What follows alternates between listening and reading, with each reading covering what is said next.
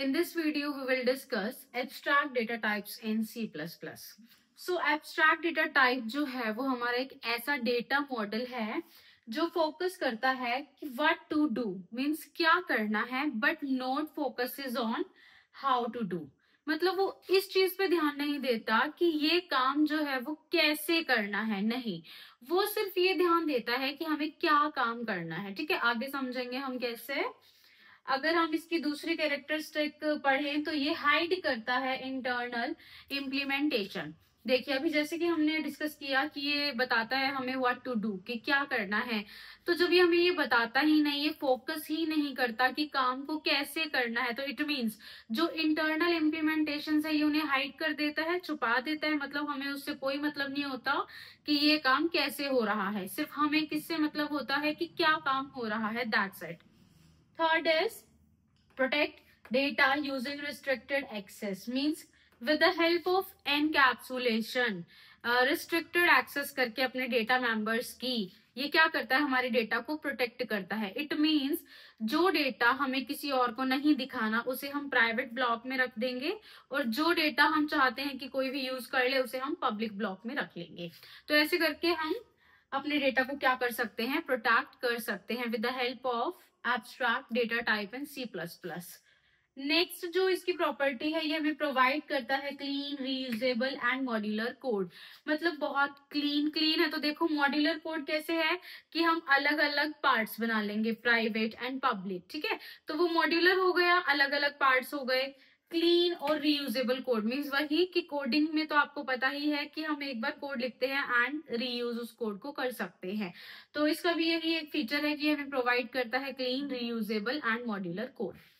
तो अगर हम रियल लाइफ एग्जांपल डिस्कस करते हैं तो let us take coffee machine. ठीक है, जैसे कि देखो एक बात बताओ आप, क्या हमें ये पता है कि जो कॉफी मशीन है वो अंदर से कैसी बनी हुई है? नहीं पता। हम जस्ट क्या करते हैं, कॉफी मशीन के पास गए, बटन होते हैं, बटन प्रेस किया, कॉफी ली, दैट्स इट।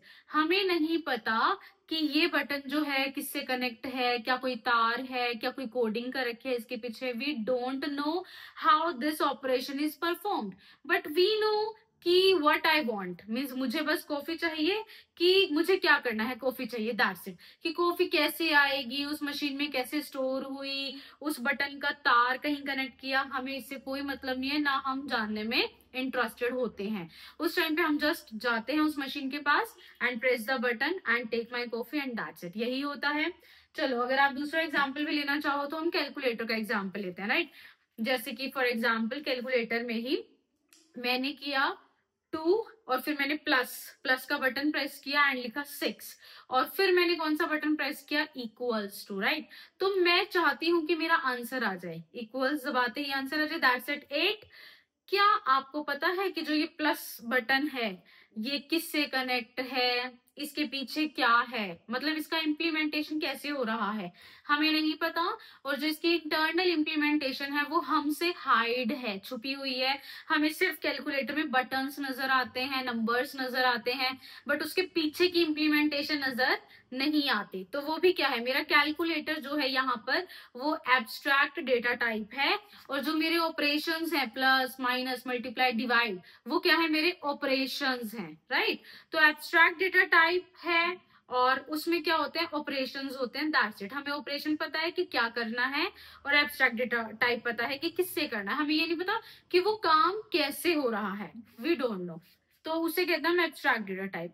अब जो हमारा आता है वो आता है difference between abstract data type and data structure. ठीक है, तो हम डिफरेंस देखते हैं इनके बीच में क्या होता है।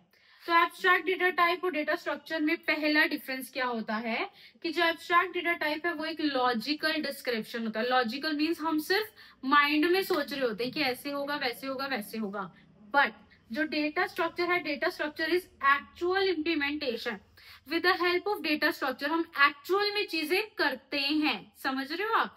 जैसे आप अगर समझना चाहो तो एग्जाम्पल माइंड में हम समझ सकते हैं कि मैंने सिर्फ सोचा कि ठीक है मुझे चाय बनानी है, सपोज कि मुझे पहले पानी डालना है, अदरक डालनी है, टी लीव्स डालनी है, up to so on.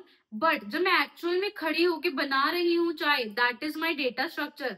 But जब मैं सिर्फ माइंड में सोच रही हूँ, that is my abstract data type.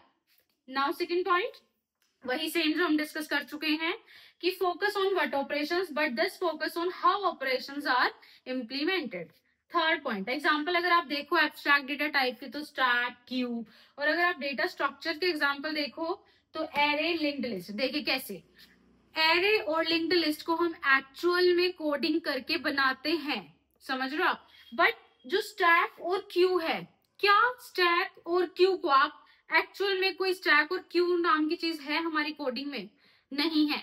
हम स्टैक भी बनाते हैं, क्यू भी बनाते हैं, बट या तो with the help of array या फिर with the help of linked list. मतलब एक्चुअल में तो हम एरे बनाते हैं और लॉजिकली हम उस एरे में ऑपरेशंस को ऐसे करते हैं जैसे मेरे स्टैक का प्रिंसिपल होता है, that's it, that is sorry last in first out. मतलब इस वाले प्रिंसिपल को फॉलो करके, लास्ट इन फर्स्ट आउट वाले प्रिंसिपल को फॉलो करके हम एरे में ही ऑपरेशंस को करते हैं। बट एक्चुअल में तो स्टैक नाम की कोई चीज होती ही नहीं ना हमारी कोडिंग में।